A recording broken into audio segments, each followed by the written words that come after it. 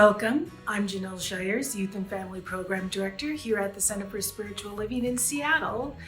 I am so grateful to have you here with me today. We meet at the center in person on Sundays at 11 for kindergarten through 12th graders.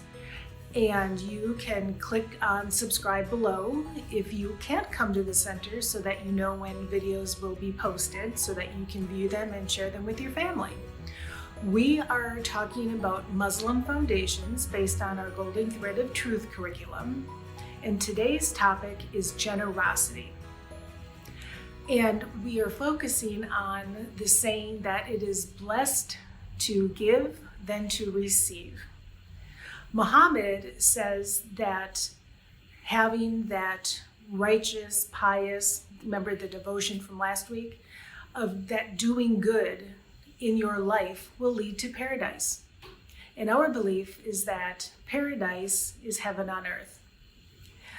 So in order to illustrate this, I'm going to tell you a little story about a student at a university who was taking a walk with one of his favorite professors. He really considered him a friend because of his kindness and his generosity to others. So they're walking along this path.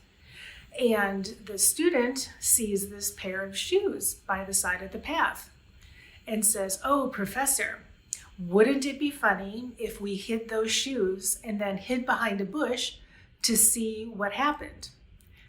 They saw a worker out in the field just finishing up for the day. Well, the professor says, "How about we put a coin in each shoe and then hide and see what the reaction is?" So the student puts a coin in each shoe. Well, the worker comes out of the field and goes to put on his shoe. But he slides his first foot in and feels something funny. So he takes it out and he looks, and sure enough, it's a coin.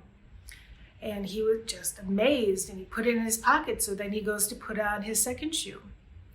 Again, another coin.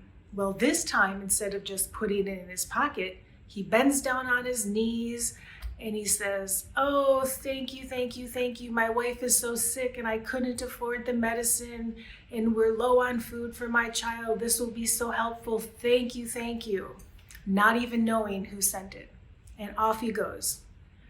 Well, how do you think the student felt?